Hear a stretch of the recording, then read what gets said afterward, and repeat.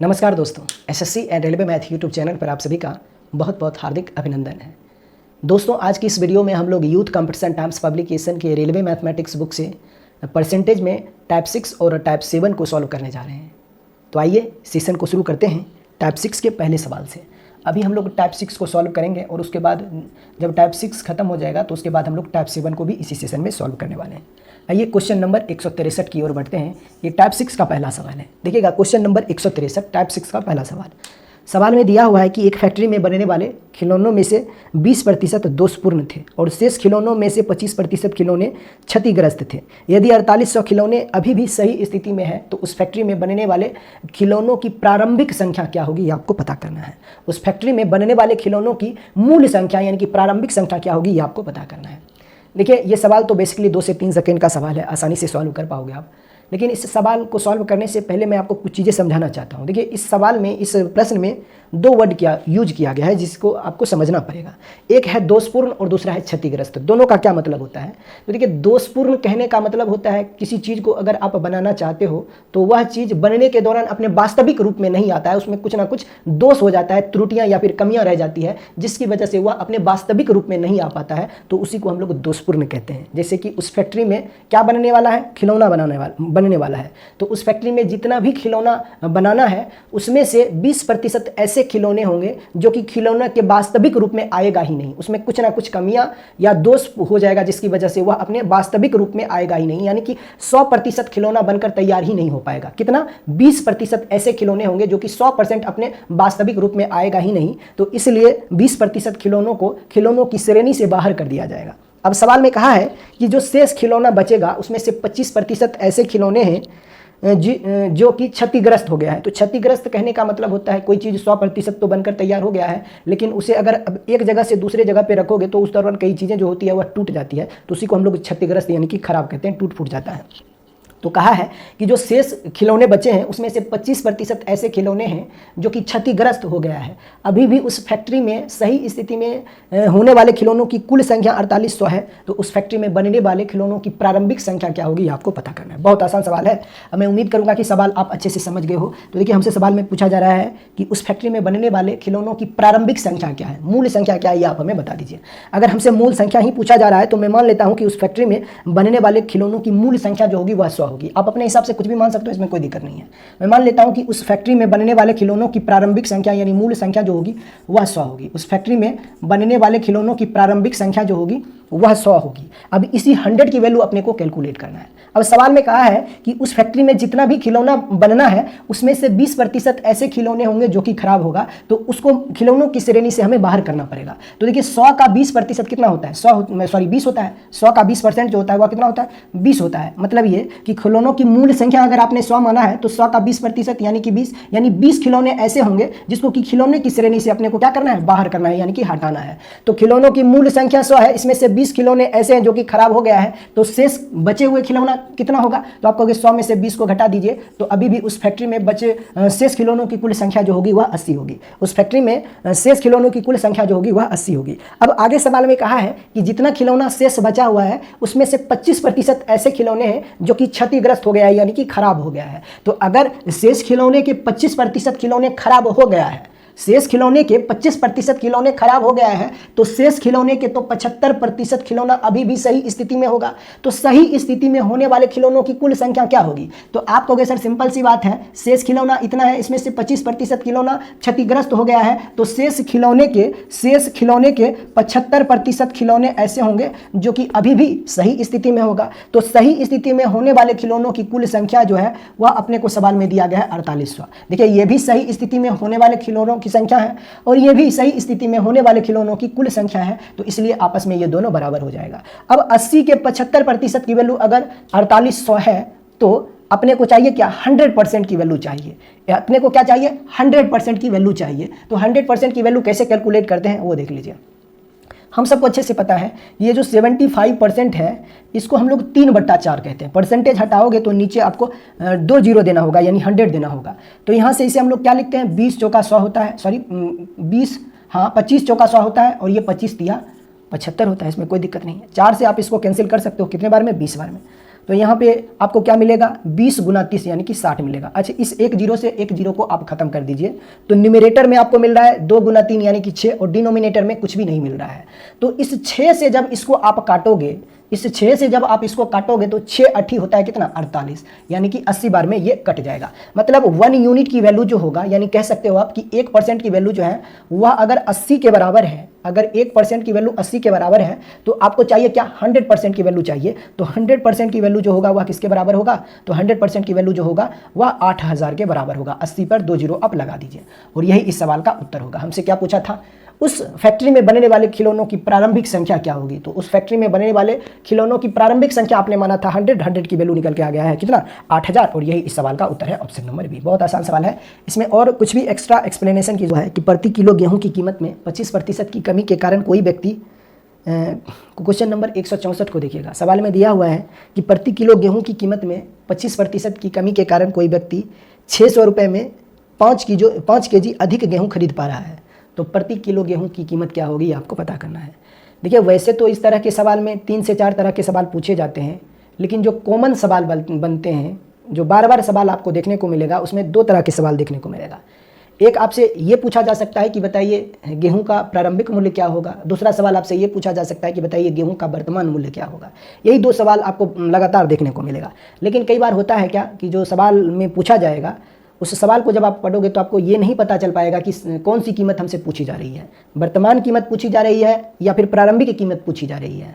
जब ये पता नहीं चले कि प्रारंभिक मूल्य निकालना है या फिर वर्तमान मूल्य निकालना है तो उस स्थिति में आपको प्रारंभिक मूल्य ही निकालना है। ये बात आपको ध्यान में रखना है। जैसे कि अपने ही सवाल में देखिए ना, क्वेश्चन नंबर 164 में हमसे पूछा जा रहा है अंत में कि प्रति किलो गेहूँ का मूल्य क्या होगा। अब बताइए, यहाँ से हमें ये नहीं पता चल रहा है कि गेहूं का कौन सा मूल्य निकालना है, प्रारंभिक मूल्य निकालना है या फिर वर्तमान मूल्य निकालना है। तो जब स्पष्ट नहीं हो कीमत तो उस स्थिति में आपको प्रारंभिक मूल्य ही निकालना है। तो इस सवाल में भी अपने को गेहूं की प्रारंभिक मूल्य पता करना है। कैसे सॉल्व करते हैं वो देखिए। इस तरह के जब भी सवाल होते हैं कि जब कीमत को इतना प्रतिशत से घटा दिया जाए या बढ़ा दिया जाए तो कोई व्यक्ति इतना रुपया में इतना केजी अधिक अनाज या फिर इतना केजी कम अनाज खरीद पा रहा है, तो इस स्थिति में जो खर्चा होता है वह समान रखा जाता है, यानी एक्सपेंडिचर को कांस्टेंट बनाया रखा जाता है, तभी इस तरह के सवाल बनाए जाते हैं। तो इसमें एक चीज़ हमेशा ध्यान रखना है कि इस तरह के सवाल में खर्च को समान बनाए रखना होता है, तभी इस तरह के सवाल बनते हैं। जैसे देखिए ना, इस सवाल का बेसिक नेचर क्या है वो मैं आपको समझाना चाहता हूँ। कहा है कि प्रति किलो गेहूँ की कीमत में 25% के कमी के कारण, गेहूं की कीमत में 25% की कमी के कारण कोई व्यक्ति जो है वह 600 रुपये में 5 केजी अधिक गेहूं खरीद पा रहा है। तो गेहूं की प्रारंभिक मूल्य क्या होगी। अब कुछ स्टूडेंट हैं जिन्हें लग रहा होगा कि 5 केजी जो गेहूं है उसकी कुल कीमत 600 रुपया है और इस बात को सोचकर वह ऑप्शन नंबर डी लगा देंगे, जो कि गलत है। देखिए, सवाल में स्पष्ट लिखा हुआ है कि जब गेहूं की कीमत में 25% की कमी हो जाती है तो कोई व्यक्ति जो है वह 600 रुपये में 5 केजी अधिक गेहूं खरीद लेता है। तो गेहूं की प्रारंभिक मूल्य क्या होगी यह हमें पता करना है। मतलब इस सवाल का मतलब ये है कि कोई व्यक्ति जो है वह पहले जब गेहूं की कीमत में कमी नहीं हुई थी, वह व्यक्ति पहले 600 रुपये में x केजी गेहूं खरीदता था। पहले कोई व्यक्ति जब गेहूं की कीमत में कमी नहीं हुई थी तो वह व्यक्ति 600 रुपये में x केजी यानी कि कुछ केजी गेहूं खरीदता होगा। अब जब गेहूं की कीमत में 25% की कमी हो गई है तो अब वही व्यक्ति उतने ही रुपए में यानी कि 600 रुपये में ही पहले से 5 केजी अधिक गेहूं खरीद रहा है। तो पहले वो 600 रुपये में x केजी गेहूं खरीदता था, अब चूंकि गेहूं की कीमत में 25% की कमी हो गई है तो अब वह व्यक्ति 600 रुपये में ही x प्लस 5 केजी गेहूं खरीदेगा, पहले से 5 केजी अधिक गेहूं खरीदेगा।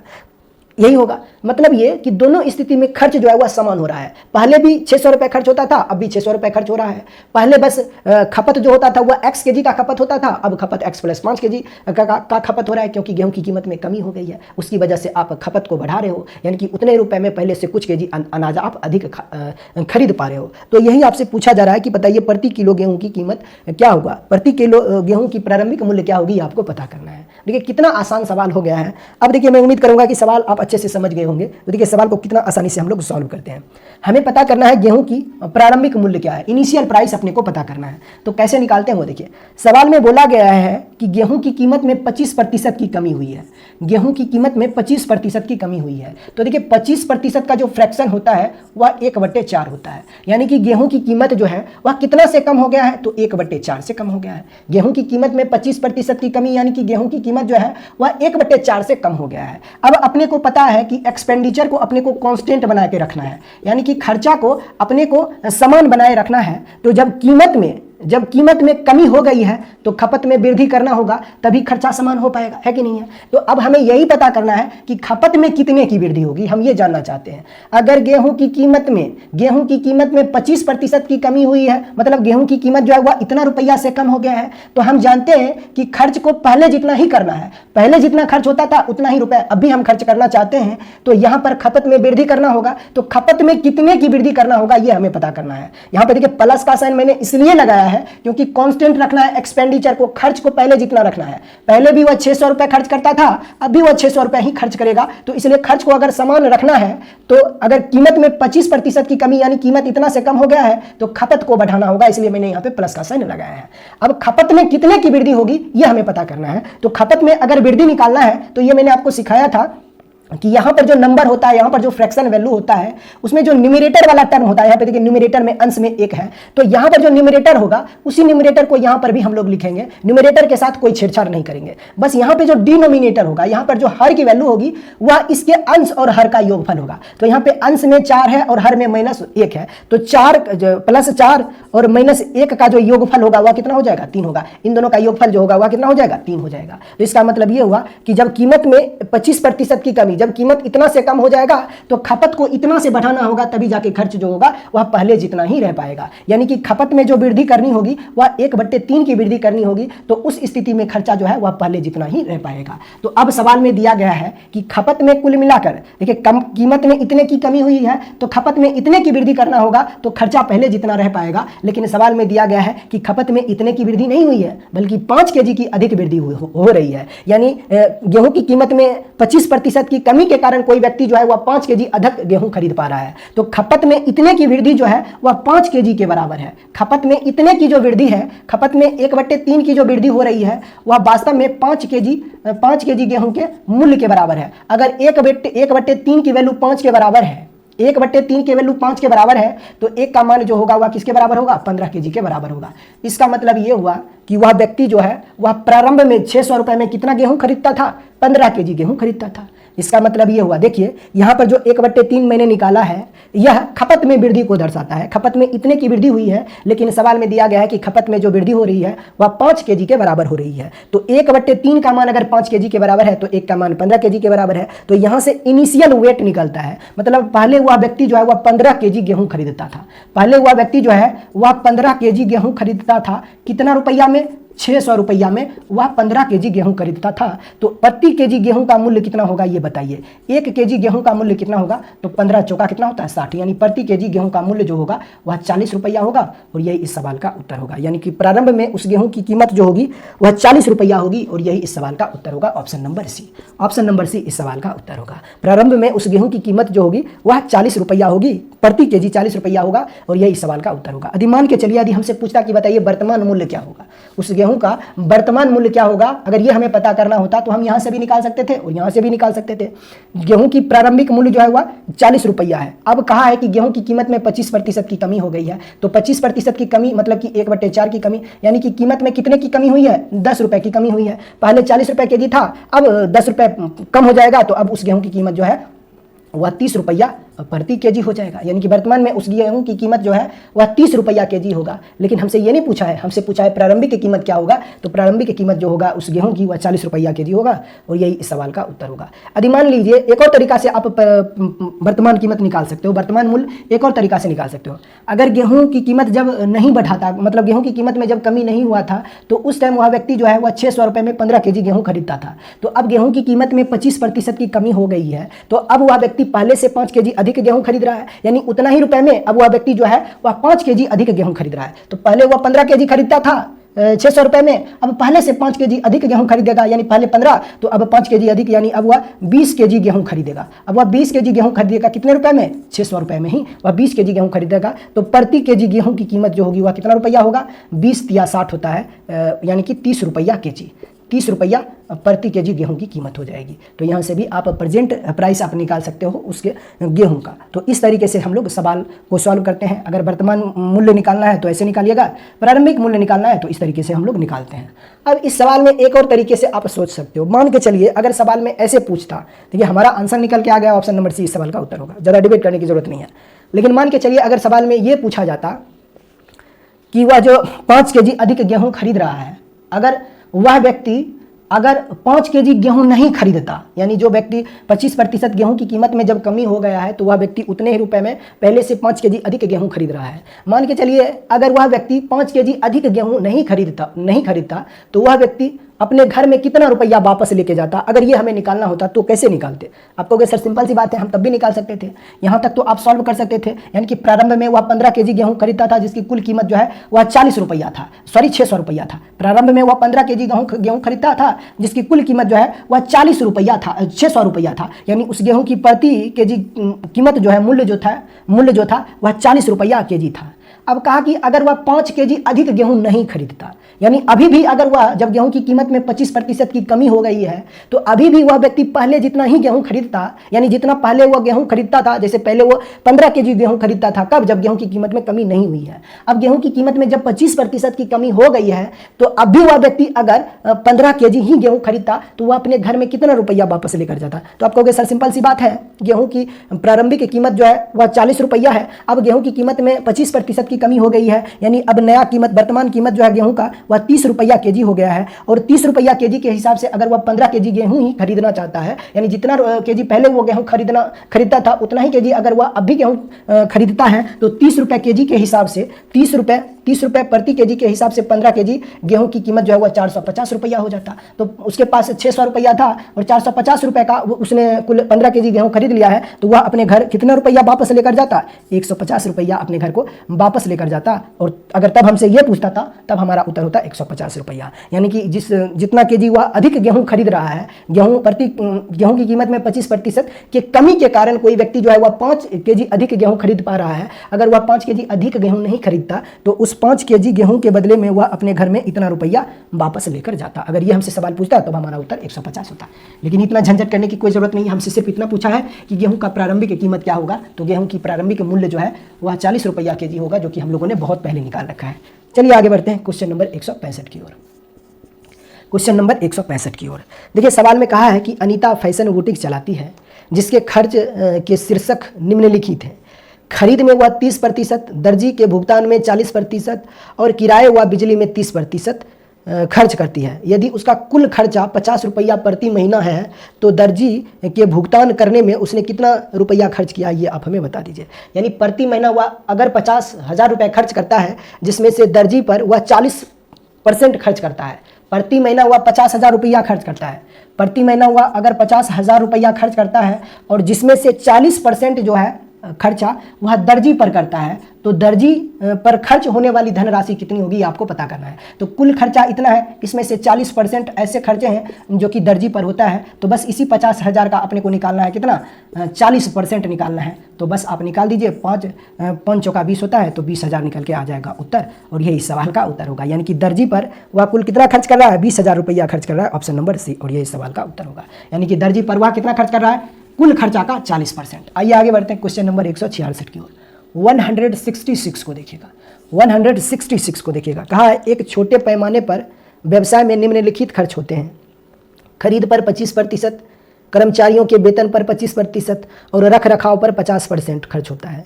यदि वह व्यवसाय 2 लाख रुपए का कुल वेतन चुकाता है, देखिए वेतन पर वह कुल कितना खर्च कर रहा है? 25%, लेकिन वास्तव में वेतन पर वह कुल कितना रुपया खर्च कर रहा है? तो 2 लाख रुपए खर्च कर रहा है। यानी कि 25% की वैल्यू, वेतन पर वह 25% खर्च कर रहा है, लेकिन वास्तव में वह वेतन पर कितना रुपया खर्च कर रहा है? तो 2 लाख रुपया वह वेतन पर खर्च कर रहा है। कितना रुपया? 2 लाख रुपया। तो ये भी वेतन पर होने वाला खर्च है और ये भी वेतन पर होने वाला खर्च है, तो इसलिए आपस में बराबर होगा।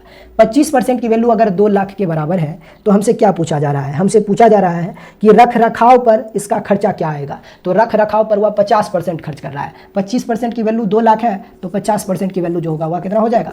4 लाख के बराबर हो जाएगा, 4 लाख हो जाएगा। यही सवाल का उत्तर होगा, ऑप्शन नंबर बी, कुछ था ही नहीं। आगे बढ़ते हैं 167 की ओर। कहा अच्युत 25,000 रुपये का निवेश कर एक चाय की दुकान खोलता है वह इस राशि का 30% दुकान की फर्निशिंग में, दुकान की फिनिशिंग में और 20% दुकान के लिए अन्य आवश्यक सामग्री खरीदने में खर्च करता है। अपनी दुकान के लिए बाकी के सामान खरीदने के लिए अभी उसके पास कितने रुपया बचा हुआ ये बताइए। बहुत सिंपल सवाल है। क्वेश्चन नंबर 167 है ना। उसके पास कुल 25,000 रुपया है, उसके पास कुल 25,000 रुपया है। इस 25,000 रुपये में से उसने कुल खर्च कर दिया है कितना रुपया? खर्च जो किया है वह किया है 30% दुकान के फिनिशिंग में, यानी कि 30% दुकान की फिनिशिंग में, और 20% वह खर्च कर देता है अन्य सामग्री लेने में। तो कुल मिलाकर उसने खर्च किया है कितना? 50% खर्च कर दिया है। यानी कि कुल धनराशि का 50% अगर उसने खर्च कर दिया है तो कुल धनराशि का 50% अभी भी उसके पास बचा हुआ है। तो कुल धनराशि 25,000 है, 25,000 का 50% अभी भी उसके पास बचा हुआ है, यानी 25,000 का आधा हिस्सा अभी भी उसके पास बचा हुआ है। तो 25,000 का 50% कितना होता है? 12,500 रुपया। यानी अभी भी उस व्यक्ति के पास इतनी धनराशि बची हुई है। ये सब छोटे छोटे सवाल, देखिए सवाल में कोई जान नहीं है, लेकिन जो भाषा यूज किया गया है उस भाषा को समझने में और पढ़ने में थोड़ा सा समय लगता है। चलिए आगे बढ़ते हैं क्वेश्चन नंबर 168 की ओर। क्वेश्चन नंबर 168 को देखिएगा। सवाल में कहा है, फिर से वही सवाल कि मृदुला पालतू जानवरों की एक छोटी दुकान चलाती है। मृदुला पालतू जानवरों के लिए एक छोटी दुकान चलाती है। इसका खर्च जो है, खर्च वितरण निम्नलिखित तरीके से दिया गया है। अधिक प्राप्ति में वह 90% खर्च करता है और किराए व बिजली बिल पर वह 10% का खर्च करता है। यदि वह मासिक आधार पर किराए और बिजली पर 15,000 रुपया खर्च करती है तो प्रत्येक माह अधिप्राप्ति में कितना रुपया खर्च करती है ये आप बताइए। देखिए, किराए और बिजली बिल पर वह 10% खर्च करती है।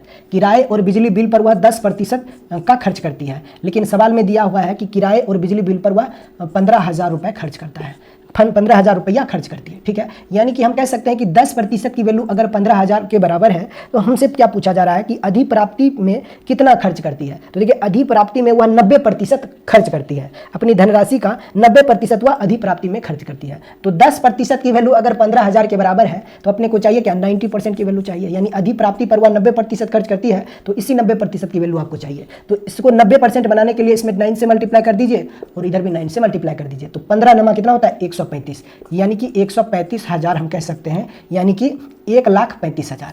1,35,000 इस सवाल का उत्तर हो जाएगा। अधिप्राप्ति पर वह 1,35,000, यानी कि ऑप्शन नंबर ए, अधिप्राप्ति पर वह 1,35,000 का खर्च करती है। आगे बढ़ते हैं 169 की। क्वेश्चन नंबर 169 को देखिएगा।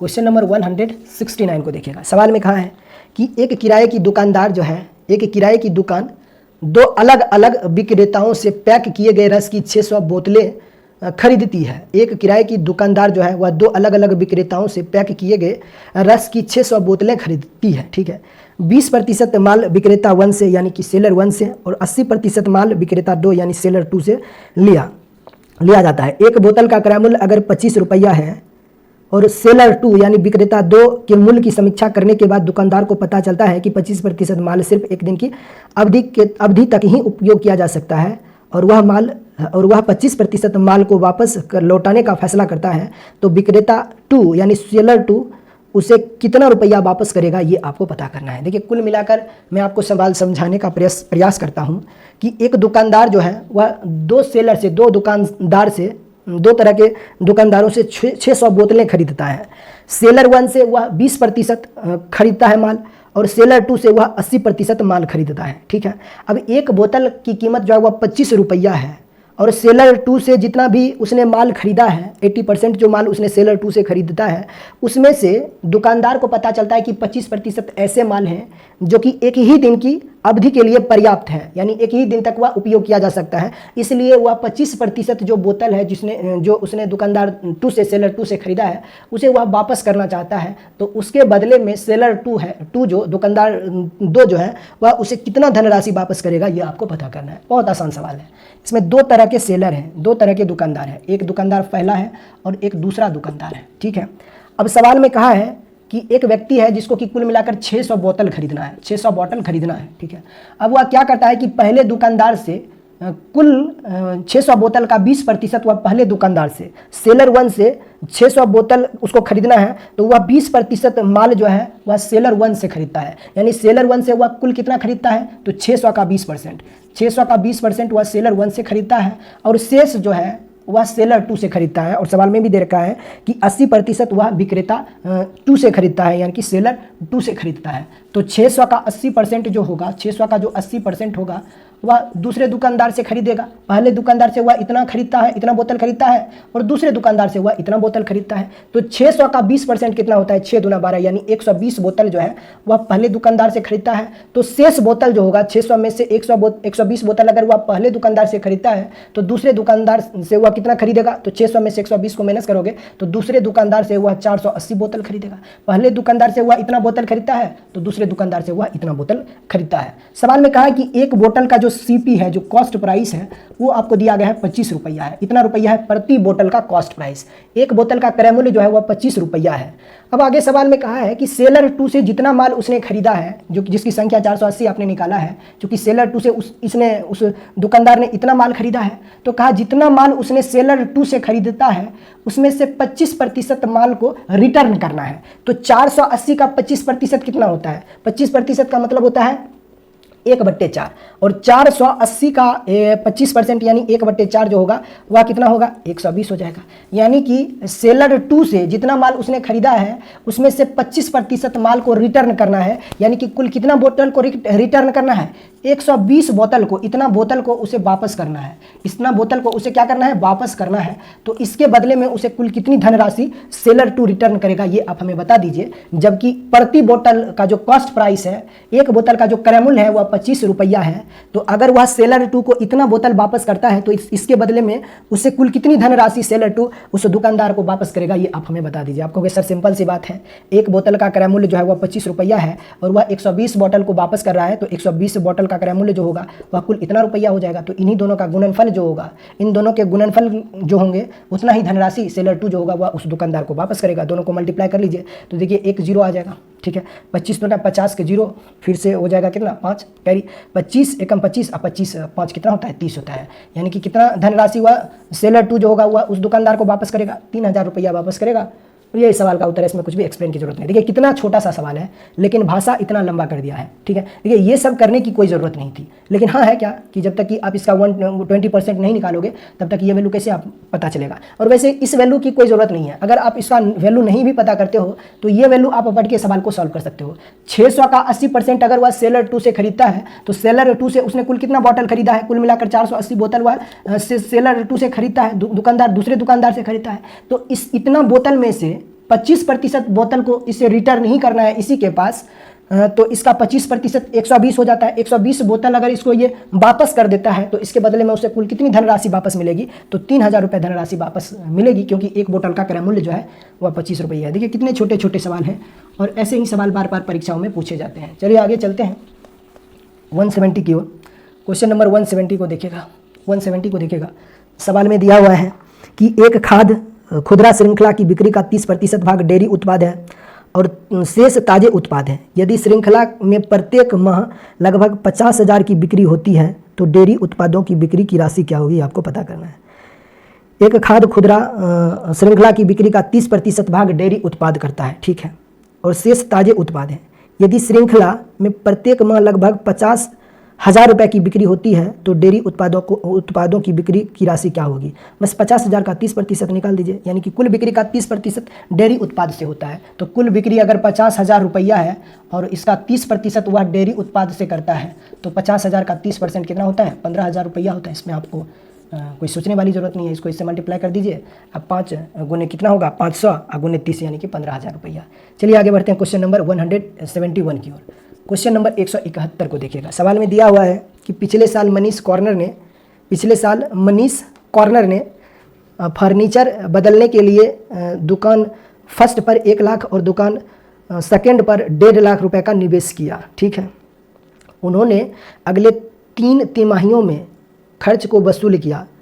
तिमाही 1 में यानी पहले तिमाही में वह 20%, दूसरे तिमाही में वह 55% खर्च वसूल कर लेता है, तो तीसरे तिमाही में प्राप्त की गई राशि क्या होगी, आपको पता करना है। बहुत आसान सवाल है, इसमें कुछ भी एक्सप्लेन की जरूरत नहीं है। देख लीजिए कैसे इस सवाल को हम सॉल्व करेंगे, बहुत आसान सवाल है। कहा कि 2 तरह के दुकानदार हैं, एक मनीष जो है ना वह दो तरह के दुकान पर शेयर लगाता है, यानी कि एक पहले दुकान पर 1 लाख रुपए खर्च करता है और दूसरे दुकान पर वह 1.5 लाख रुपए खर्च करता है। 171 है, दो तरह का शॉप है उसके पास, एक पहला शॉप है और दूसरा शॉप है, ठीक है। पहले शॉप पर वह 1 लाख रुपए की धनराशि इन्वेस्ट करता है, इतना रुपया वह लगाता है पहले दुकानदार पर, यानी कि फिनिशिंग में कुछ भी मतलब कि दुकान ही है तो उसमें वह फर्नीचर बदलने के लिए पहले शॉप पर वह 1 लाख रुपये निवेश करता है और दूसरे दुकान पर वह 1.5 लाख रुपए का निवेश करता है। दूसरे दुकान पर वह 1.5 लाख रुपए का निवेश करता है। पहले दुकान पर इतना रुपया निवेश करता है और दूसरे दुकान पर वह कुल मिलाकर इतना रुपया निवेश करता है। अब जो कुल निवेश किया है उस राशि को वह अगले 3 तिमाही में वापस कर लेता है। 3 तिमाही में वह वापस कर लेता है, यानी हम कह सकते हैं 9 मंथ में वह वापस कर लेता है, ठीक है। ठीक है। अब कहा वापस कुछ इस तरीके से करता है कि पहले तिमाही में वह 20% वापस करेगा, यानी कि कुल धनराशि का 20% पहले तिमाही में, दूसरे तिमाही में वह कुल मिलाकर 55% वापस कर लेता है। अब जो शेष बचा हुआ होगा उसको वह तीसरे तिमाही में वापस कर लेगा। तो मैं ये जानना चाहता हूँ कि तीसरे तिमाही में वह कुल कितनी धनराशि वापस करेगा, ये हमें पता करना है। देखिए पहले 2 तिमाही में वह कुल कितना धनराशि वापस करता है, तो पहले तिमाही में वह 20% वापस करता है, 20% वापस करता है। फिर अगले दूसरे तिमाही में वह कितनी धनराशि वापस करता है, फिर दूसरे तिमाही में वह 55% धनराशि जो है वह वापस कर लेता है। तो मैं ये जानना चाहता हूँ कि पहले 2 तिमाही में उसने कुल कितनी धनराशि वापस की है, तो पहले 2 तिमाही में उसने कुल मिलाकर 75% धनराशि को वापस कर लिया है। तो जो तीसरे तिमाही में हमें वापस करना है वह कुल कितनी धनराशि वापस करना है, बस 25%, क्योंकि पहले 2 तिमाही में उसने कुल 75% धन वापस कर लिया है। तो तीसरे तिमाही में हमें कुल कितना धन वापस करना है, सिर्फ 25%। तीसरे तिमाही में हमें कुल कितना धन वापस करना है, सिर्फ 25%। अब ये 25% जो होगा वह टोटल अमाउंट का, तो इन दोनों को ऐड कर लीजिए और इसका 25% निकाल दीजिए, वही धनराशि तीसरे तिमाही में उसको वापस करना है। बस इसे सॉल्व कर दीजिए। देखिए 2.5 लाख होता है, तो 2.5 लाख का 25% कितना होता है ये आपको पता करना है। देखिए अगर मान लीजिए कि हमें निकालना होता 2 लाख का 25% निकालना होता, तब तो हम लोग आसानी से निकाल सकते थे कि 50,000 हमारा उत्तर हो जाता। 2 लाख का 25% जो हो जाता है वो हमारा 50,000 हो जाता। लेकिन यहाँ पे 2.5 लाख है, तो 50,000 का 25% होता है कितना, 12,500 होता है। 2 लाख का 25% हो जाता है 50,000 और 50,000 का 25% जो होगा वह होगा 12,500। तो 50,000 प्लस 12,500, यानी हम कह सकते हैं कि 62,500 रुपये की धनराशि उसे वापस करना होगा। 62,500 रुपये की धनराशि उसे वापस करना होगा तीसरे तिमाही में। और ये सवाल का उत्तर है। इसमें क्या मैं बताऊं, बहुत छोटे छोटे सवाल हैं और ऐसे सवाल बार बार परीक्षाओं में पूछे जाते हैं। चलिए आगे बढ़ते हैं क्वेश्चन नंबर 172 की ओर। क्वेश्चन नंबर 172 को देखिएगा। क्वेश्चन नंबर 172 को देखिएगा। सवाल में दिया हुआ है कि किसी फॉर्म में पुरुष कर्मचारियों का औसत वेतन 5200 रुपया है और महिला का औसत वेतन 4200 रुपया है। सभी कर्मचारियों का औसत वेतन 5000 रुपया है, तो उस फॉर्म में पुरुष कर्मचारियों का प्रतिशत कितना होगा ये आपको पता करना है। देखिए पुरुष कर्मचारियों का जो औसत वेतन है और महिला कर्मचारियों का जो औसत वेतन है वो सवाल में दिया गया है। पुरुष कर्मचारियों का औसत वेतन जो है वह 5200 रुपया है और महिला कर्मचारियों का जो औसत वेतन है वह 4200 रुपया है और कुल कर्मचारियों का जो औसत वेतन है वह 5000 रुपया है। ऐसा सवाल में दिया गया है। तो हमें ये पता करना है कि महिला कर्मचारियों का प्रतिशत कितना है ये आप बताइए। पुरुष कर्मचारियों का प्रतिशत कितना है ये अपने को पता करना है। पुरुष कर्मचारियों का प्रतिशत यानी पुरुष कर्मचारियों की संख्या जो है वह कुल कितनी है ये हमें निकालना है। तो बहुत आसान है, बहुत आसान सवाल है। इन दोनों के बीच का जो डिफरेंस है वो कितना आएगा ये बताइए। 200 आएगा, ठीक है। इन दोनों के बीच का जो डिफरेंस आएगा वो कितना आएगा, 800 आएगा। 2 0 खत्म कर दीजिए तो 4:1, यानी कि पुरुष और महिला कर्मचारी की संख्या का अनुपात जो है, पुरुष और महिला कर्मचारी की संख्या का अनुपात जो है वह 4:1 है। अब कुल कर्मचारी की संख्या कितना होगा, 4 + 1 यानी कि 5 होगा। कुल कर्मचारियों की संख्या जो है वह 5 है। अब 5 में से 4 कर्मचारी जो है वह पुरुष का है, तो पुरुष की जो संख्या है वह कुल कर्मचारी का कितना होगा, यानी कि 4 जो है वह 5 का कितना प्रतिशत होता है, 80%। इसको आप सॉल्व कर दीजिए। 20 बचे कितना हो जाएगा, 80%, और यही सवाल का उत्तर होगा। यानी कि पुरुष कर्मचारियों की संख्या जो है वह कुल कर्मचारियों का 80% है। ऐसे छोटे छोटे सवाल परीक्षाओं में आते रहते हैं। चलिए आगे बढ़ते हैं 173 की ओर। 173 को देखिएगा। कहा है कि पिछले वर्ष एक छोटे से व्यावसायिक उद्यम में मयंक का पूंजी निवेश जो है वह 20,000 रुपया था। इस वर्ष नए ग्राहकों को सेवा प्रदान करने के लिए वह पूंजी वित्त पोषण को पिछले वर्ष किए गए निवेश से 30% तक बढ़ाने की योजना बना रहा है। तो वह इस वर्ष कितना निवेश करने की योजना बना रहा है ये बताइए। देखिए बहुत आसान सवाल है। कितना आसान सवाल है, लेकिन भाषा जो है वो जटिल बनाने का प्रयास किया गया है। सवाल में कहा है कि पिछले वर्ष वह 20,000 रुपया निवेश करता था, अभी वह पिछले साल से 30% अधिक निवेश करेगा। तो पिछले साल में अगर वह 20,000 रुपया निवेश करता था और इस साल पहले से वह 30% ज़्यादा निवेश करता है, तो मैं ये जानना चाहता हूँ कि इस साल पहले से कितना ज़्यादा निवेश कर रहा है, ये बताइए। तो बस 20,000 का 30% आप कैलकुलेट कर दीजिए और फिर 20,000 में 30% की वैल्यू को हम लोग ऐड कर देंगे। तो देखिए 2 से इसको हम खत्म करते हैं तो ये हो जाएगा कितना, 3 दूना 6, यानी कि पिछले साल से इस साल वह कितना हज़ार रुपया अधिक निवेश कर रहा है, 6,000 रुपया अधिक निवेश कर रहा है। यानी अगर पिछले साल वह 20,000 रुपया निवेश करता था तो इस साल वह कितना हज़ार रुपया निवेश करेगा, 20,000 प्लस 6,000 रुपया, यानी कि हम कह सकते हैं कुल मिलाकर वह 26,000 रुपया इस साल वह निवेश करेगा। और यही सवाल का उत्तर होगा ऑप्शन सी। चलिए आगे बढ़ते हैं क्वेश्चन नंबर 174 की ओर। क्वेश्चन नंबर 174 को देखिएगा।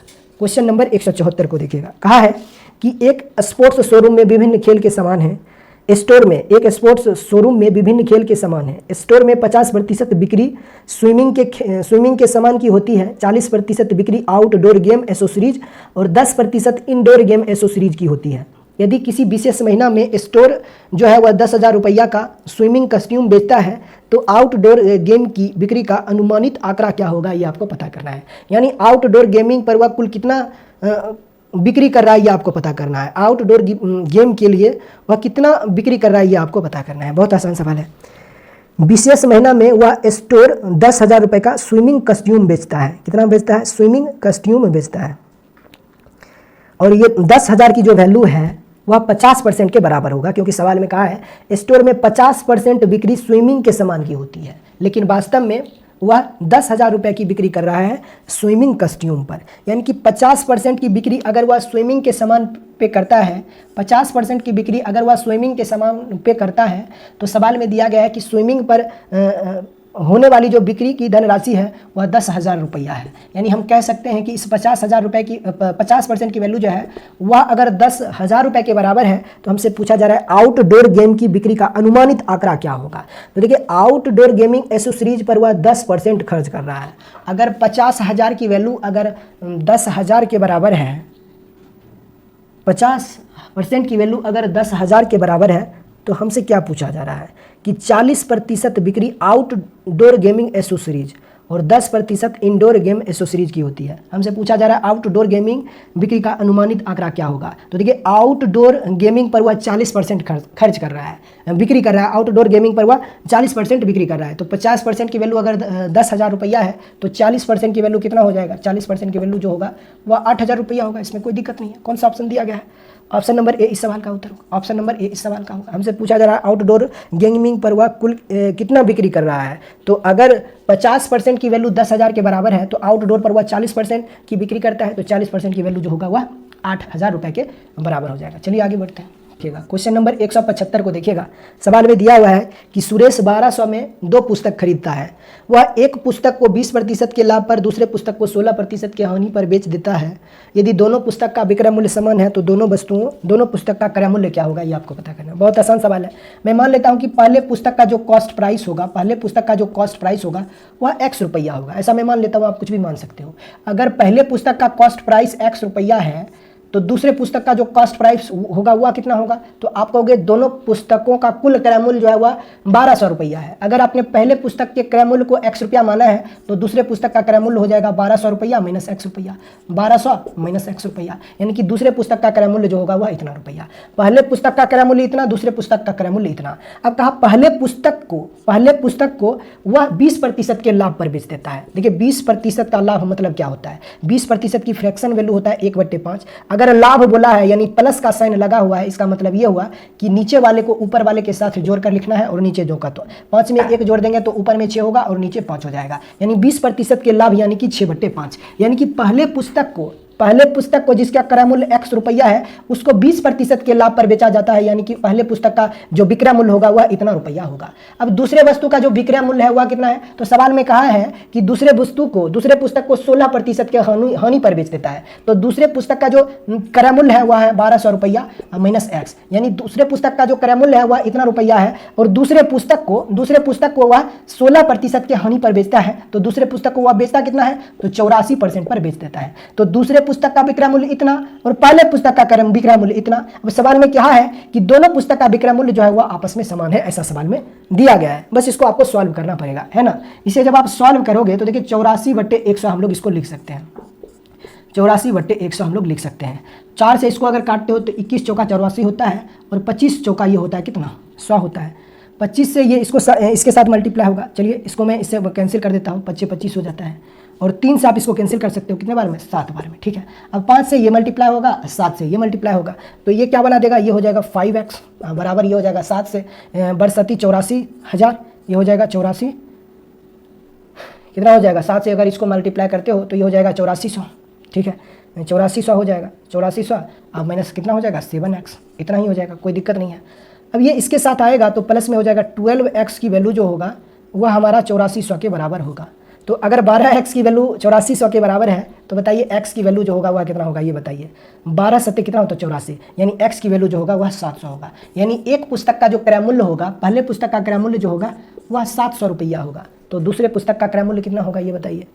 दूसरे पुस्तक का क्रय मूल्य तो इतना आ रहा है ना, तो 700 इसके साथ माइनस करोगे तो दूसरे पुस्तक का क्रय मूल्य आपको मिलेगा 500 रुपया। देख लीजिए कहाँ पे है, कौन से ऑप्शन में दिया गया है, 700 रुपया और 500 रुपया, ऑप्शन नंबर सी। और ये इस सवाल का उत्तर है, यही इस सवाल का उत्तर है, ठीक है। क्वेश्चन नंबर क्या है, क्वेश्चन नंबर 175 का आंसर जो होगा वह ऑप्शन नंबर क्या दिया है, कौन सा ऑप्शन है, ऑप्शन नंबर सी इस सवाल का उत्तर होना चाहिए। यानी पहले पुस्तक का क्रय मूल्य अगर 700 रुपया है तो दूसरे वस्तु का क्रय मूल्य, दूसरे पुस्तक का क्रय मूल्य 1200 माइनस 700 यानी कि 500, दूसरे पुस्तक का क्रय मूल्य 500 रुपया होगा। इसमें क्या मैं बताऊँ, बहुत छोटे सा सवाल है। चलिए आगे बढ़ते हैं। क्वेश्चन नंबर 176 को देखिएगा, 176 सवाल में दिया हुआ है एक रिजॉर्ट सप्ताह के अंत पर विशेष छूट प्रदान करता है। वे सप्ताह के अंत में आने वाले ग्राहकों का एक लॉग बनाकर रखता है। इस वर्ष औसतन वे अपने ग्राहकों की संख्या में 15% की वृद्धि देखना चाहता है। पिछले साल उनके पास 1500 ग्राहक आए थे, तो इस साल उसके पास कितना ग्राहक आने की उम्मीद वह रखता है, ये आप बताइए। पिछले साल उसके दुकान पर अगर इतना 100 ग्राहक आया है और इस साल वह पहले साल से 15% अधिक ग्राहक को लाता है, तो इस साल वह कितना ग्राहक लाता है ये बताइए। बस कुछ नहीं करना है, बस 1500 का 115% निकाल दीजिए, या फिर 1500 का आप 15% पहले निकाल दीजिए, फिर 1500 में इसमें उसको ऐड कर दीजिएगा। तो देखिए 1500 का जो 15% होगा वह कितना होगा, यानी कि इस साल पहले साल से इतना लोग अधिक आने वाला है, तो परसेंट से इसको खत्म कर दीजिए, यानी 15 गुने 15 हो जाता है कितना 225। यानी इस साल पहले साल से कितना ग्राहक अधिक आने वाला है, 225 ग्राहक इस साल उसके पास पहले साल से अधिक आने वाला है। तो इस साल उसके पास कुल कितना ग्राहक आएगा, तो 1500 तो आएगा ही आएगा, अब प्लस 225 ग्राहक और आएगा, तो हम कह सकते हैं 1725 ग्राहक इस साल उसके पास आने वाला है। ऑप्शन नंबर क्या है, डी। चलिए आगे बढ़ते हैं 177 की ओर। सवाल में कहा है कि बैंक अरविंद को 2,38,697,697 रुपया का कर्ज देने के लिए तैयार हो जाता है। उसके व्यवसाय शुरू करने के लिए आवश्यक धनराशि से 17% कम है। यानी ये जो 2,38,65,697 रुपये की जो धनराशि है वह उसके पास जितनी धनराशि उसको चाहिए था उससे 17% कम है। यानी ये जो धनराशि है 2,38,75,697 रुपया की, यह उसके पास उसको जितना चाहिए था उससे 17% कम है। यानी हम कह सकते हैं कि ये जो 2,38,75,697 रुपये की जो धनराशि है वह कुल व्यवसाय के 83% के बराबर होगा। यानी उसको जितना धनराशि चाहिए था उसका 83% की वैल्यू जो होगा वह इसके बराबर हो जाएगा। तो हमसे यही पूछा जा रहा है कि उसे कितनी राशि की आवश्यकता थी, ये आपको पता करना है। यानी कि जस्ट पहले आप 70% की वैल्यू आपको निकालना होगा। यानी 17% का जो मास होगा वह 2,38,65,697 में वो कितना होगा, ये हमें फाइंड करना है। तो थोड़ा सा कैलकुलेटिव हो जाएगा। यानी कि 83% की वैल्यू अगर 2,38,75,697 को कैलकुलेट करोगे तो समय थोड़ा सा ज़्यादा लगेगा। यहाँ पे देखिए हम थोड़ा सा कॉमन सेंस अप्लाई करते हैं। हमें एक बात पता है कि जो सवाल अपना है वह 177 है। अपने को पता है कि 83% की वैल्यू जो है वह सवाल में दिया हुआ है 2,38,00,000 है, 38 लाख है, 75,000 है, 75,000 है और 697 रुपया है। 83% की वैल्यू इतना है और हमसे ये 83% की वैल्यू इतना है। अब ये जो 83% है वह 100 से कितना कम है, 17% कम है। अब अगर हम 17% और अगर निकाल लेते हैं तो इसमें हम ऐड कर देंगे तो हमें 100% की वैल्यू मिल जाएगी। ठीक है, हमसे यही पूछा जा रहा है कि उसे कितनी राशि की आवश्यकता थी, यानी ये जो अमाउंट है वह उसे जितनी राशि चाहिए था उससे 17% कम है, यानी ये जो अमाउंट है वह 83% के इक्वल है, यानी उसे जितना चाहिए था उसके 83% के इक्वल होगा ये वाला अमाउंट। तो अगर 83% की वैल्यू इतना है तो 17% की वैल्यू अपने को कैलकुलेट करना है। एक बात बताइए, जरा ऑप्शन पे ध्यान दीजिएगा, 83% की वैल्यू इतना है और अपने को चाहिए क्या, 100% की वैल्यू चाहिए, बस 100% की वैल्यू चाहिए। हमें पता है कि 100% की वैल्यू जो होगा जब हम कैलकुलेट करेंगे, चूंकि 83,000 की वैल्यू अगर इतना है तो 100% की वैल्यू जो होगा वह लगभग 3 करोड़ के आसपास या 3 करोड़ से थोड़ा सा कम आएगा, इतना बात अपने को पता है कि नहीं है। अब जो ऑप्शंस दिए गए हैं वह इतना दूर दूर है कि आप बेहिचक ऑप्शन नंबर ए इस सवाल का उत्तर लगा सकते हो। बताइए 83% की वैल्यू अगर इतना है और आपको चाहिए सिर्फ 100% की वैल्यू, तो 100% की वैल्यू क्या ऑप्शन नंबर बी हो सकता है? क्या 4 करोड़ से ज़्यादा हो सकता है? आपको बिल्कुल नहीं होगा। क्या 5 करोड़ से ज़्यादा हो सकता है? बिल्कुल नहीं होगा। तो इसी तरीके से ऑप्शन बी, सी और डी जो है वह छट जाता है और सिर्फ एक ही ऑप्शन बचता है और यही सवाल का उत्तर होगा। यानी कि 100% की वैल्यू जो होगा वह 2,87,65,900 रुपया होगा। 2,87,65,900 रुपया हो जाएगा। कितना रुपया हो जाएगा? 900 रुपया हो जाएगा। इतना अमाउंट हो जाएगा 100% की वैल्यू, यानी उसको जो चाहिए था धनराशि वह कुल इतने रुपए की धनराशि चाहिए था। तो देखिए सवाल में कैसे हम लोग हिट एंड ट्रायल लगाते हैं, कैसे हम लोग आसानी से सवाल को सॉल्व कर सकते हैं। अब देखिए यहाँ पर अगर आप 83% की वैल्यू कैलकुलेट करोगे तो थोड़ा सा लेंदी चला जाएगा। हमने ऑप्शन पे गया तो हमें पता है कि हमें जस्ट 17% का मास चाहिए। 83% की वैल्यू अपने को पता है, 100% की वैल्यू हमें पता करना है, तो 100% की वैल्यू जो होगा वह इससे थोड़ा सा ज़्यादा होगा, 17% के मास से थोड़ा सा ज़्यादा होगा। तो यानी कि हमारा उत्तर जो होगा वह 3 करोड़ के आसपास होने वाला है। देखिएगा क्वेश्चन नंबर 178 को देखिएगा। क्वेश्चन नंबर 178 को देखिए, सवाल में कहा है एक निवेशक अपनी पूंजी का 1/2 भाग 5% पर, 1/4 भाग 10% पर और बाकी की पूंजी जो है वह 8% पर निवेश करता है। 2 वर्ष के बाद उसकी आय 2800 रुपये होती है, तो कुल पूंजी ज्ञात कीजिए, उसकी कुल पूंजी ज्ञात कीजिए। चलिए सवाल को सॉल्व करते हैं। आप चाहो तो मान लीजिए उसकी कुल पूंजी कुछ भी मान सकते हो, 1 भी मान सकते हो, 100 भी मान सकते हो, x भी मान सकते हो, कुछ भी मान सकते हो। जैसे मैंने मान लिया कि उसकी कुल पूंजी जो है वह x रुपये की है। अगर उसकी कुल पूंजी x रुपये की है तो उसकी कुल पूंजी का आधा भाग जो है वह 5% पर निवेश किया जाता है। तो कुल पूंजी x रुपये है तो इसका आधा भाग जो है वह 5% पर निवेश करता है। फिर अपनी पूंजी का 1/4 जो है वह 10% पर निवेश करता है। अपनी पूंजी का 1/4 जो है वह कितना पर निवेश करता है? तो 10% पर निवेश करता है। एवं शेष पूंजी का, तो देखिए कुल पूंजी उसका x था जिसमें से आधा और 1/4 उसने निवेश कर दिया, तो शेष निवेश कितना बचेगा? उसकी शेष जो पूंजी होगी वह कितनी होगी? तो कुल पूंजी इतना था, इसमें से उसने आधा यानी कि अपनी पूंजी का आधा हिस्सा तथा अपनी पूंजी का 1/4 हिस्सा जो है वह निवेश कर दिया है, तो शेष पूंजी जो होगा वह इतना होगा। इसको जब सॉल्व करोगे तो 2x + x यानी कि 3x हो जाएगा, 3x/4 हो जाएगा। तो ये हो जाएगा x माइनस ये हो जाएगा 3x/4 हो जाएगा। 4 से इसको मल्टीप्लाई कर दीजिए तो ये हो जाएगा 4x माइनस 3x/4 हो जाएगा। यानी कि जो उसकी शेष पूंजी होगी वह x/4 ही होगी। उसकी शेष पूंजी जो होगी वह x/4 ही होगी। और वैसे ये सब कैलकुलेट करने की जरूरत नहीं है। आपको पता है आधा पूंजी उसने निवेश कर दिया, फिर आधे का आधा उसने निवेश कर दिया, तो अभी शेष पूंजी जो बचा होगा वह आधे का आधा ही बचा हुआ होगा, यानी x/4 ही बचा हुआ होगा। और बचे हुए पूंजी का यानी कि x/4 यहाँ पर उसने किया है निवेश, x/4 उसने यहाँ पे निवेश किया है 10% पर, ठीक है। और बचे हुए पूंजी का यानी कि जो बचा हुआ पूंजी है x/4 उसको उसने 8% पर निवेश कर दिया है। तो इस प्रकार से 2 साल के बाद इस प्रकार से इसका कुल जो निवेश लगाता है वह कुल कितने साल के लिए लगाता है? तो 2 साल के लिए ये लगाता है। तो इस प्रकार से 2 साल के बाद उसे कुल मिलाकर 2800 रुपया मिलता है आय के रूप में। तो आपको बस यही पता करना है कि उसकी कुल पूंजी क्या होगी, यानी x की वैल्यू आपको निकालना है। बहुत आसान सवाल है, बहुत आसान सवाल है। 2 से आप चाहो तो इसको खत्म कर सकते हो, यहाँ पर बच जाएगा 1400 रुपया, ठीक है, कोई दिक्कत नहीं है। अब इसको जब आप सॉल्व करोगे तो देखिए परसेंटेज हटाओगे, आप चाहो तो सब में से परसेंट को कॉमन भी कर सकते हो, कोई दिक्कत नहीं है, ठीक है। परसेंट को आप कॉमन भी कर सकते हो, ठीक है। या फिर देखिए परसेंट की वैल्यू जो है वह इधर आप 200 से मल्टीप्लाई भी डायरेक्ट कर सकते हो, ठीक है। चलिए रहने दीजिए, मैं इसको पहले सॉल्व कर देता हूँ। परसेंट हटाओगे तो ऊपर में लिखा हुआ है 5x। अच्छा यहाँ एक काम कीजिए ना, आप क्या कीजिए, थोड़ा सा कैलकुलेशन से अगर आपको बचना है तो 2 से सब में मल्टीप्लाई कर दीजिए। 2 साल के लिए उसने आधी पूंजी को भी लगाया है, 2 साल के लिए ही उसने इस पूंजी को भी लगाया है और 2 साल के लिए ही उसने इस पूंजी को भी लगाया है, ठीक है। या तो आप इसी को सॉल्व कर दीजिए, ऐसे ही सॉल्व कर देते हैं, कोई दिक्कत नहीं। 5x/200 हो जाएगा, 200 हो जाएगा, प्लस हो जाएगा ये कितना हो जाएगा 10x/400 हो जाएगा। परसेंट को जब हटाओगे तो यहाँ पे हो जाएगा ये डिवाइडेड हो जाएगा 400, राइट। अब इसका मान जो है वह 1400 के बराबर है। अब यहाँ से हमें सवाल को सॉल्व करना है। एलसीएम 400 हो जाएगा, तो 400 अगर एलसीएम होता है तो 2 से इसको मल्टीप्लाई करना होगा, तो ये बन जाएगा कितना 10x। यहाँ पे हो जाएगा 10x प्लस ये 10x ऑलरेडी है, यहाँ पे हो जाएगा कितना 8x और डिवाइडेड बाय हो जाएगा कितना 400, एलसीएम 400। अब बराबर में ये है 1400, ठीक है, कोई दिक्कत नहीं है। अब देखिए 20 8 28x हो जाएगा, 28x हो जाएगा। तो इसे आप एक बार यहाँ पे लिख दीजिए, ठीक है। मैं लिख सकता हूँ यहाँ पे कि 28x की वैल्यू जो होगा ये बट्टे वाला 400 इसके साथ मल्टीप्लाई होगा, ठीक है, रहने दीजिए। 28x बट्टे 400 हो जाएगा और इसका मान जो है वह 1400 के बराबर है, 1400 के बराबर है। तो ठीक है, इसको हम सॉल्व करते हैं। देखिए ये 2 से कटेगा कितने बार में, 14 बार में, ठीक है। 2 से ये कट जाएगा कितने बार में, 200 बार में, ठीक है। अब 14 से इसको आप कैंसिल कर दीजिए कितने बार में, 1000 बार में। 14 से ये कैंसिल होगा 100 बार में, ना कि 1000 बार में। अब 200 से इसको मल्टीप्लाई करोगे तो x की वैल्यू आपको मिल जाएगा कितना 100 गुने 200, यानी कि कुल मिलाकर 20,000।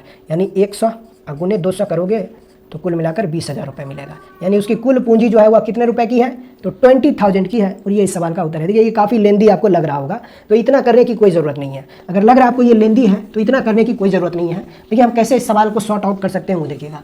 यहाँ पर हम थोड़ा सा कैलकुलेशन बचा सकते हैं। कैसे, वो देखिए।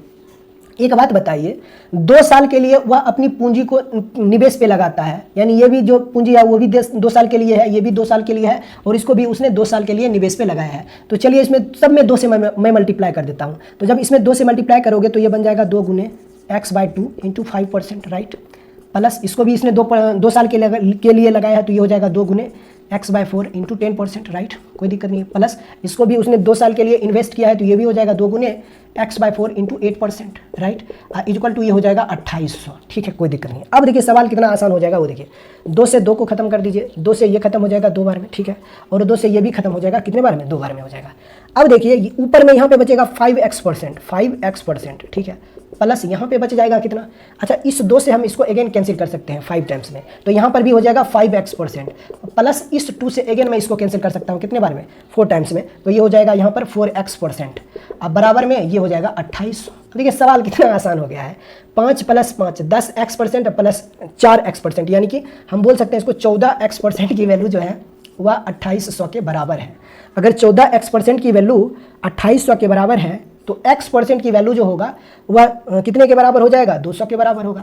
अगर x% की वैल्यू, देखिए x% की वैल्यू अगर 200 के बराबर है, अब आपको चाहिए क्या, x की वैल्यू चाहिए, ना कि x% की वैल्यू चाहिए। तो अगर x% की वैल्यू 200 रुपये के बराबर है, 200 के बराबर है, तो x की वैल्यू जो होगा वह कितना के बराबर होगा, 20,000 के बराबर होगा, क्योंकि परसेंट हटाओगे तो नीचे 100 और 100 से जब ये मल्टीप्लाई होगा तो 20,000 हो जाएगा। तो यहाँ से उसका कुल पूंजी निकल के आ जाएगा कितना, 20,000 रुपये। ये इस सवाल का उत्तर है।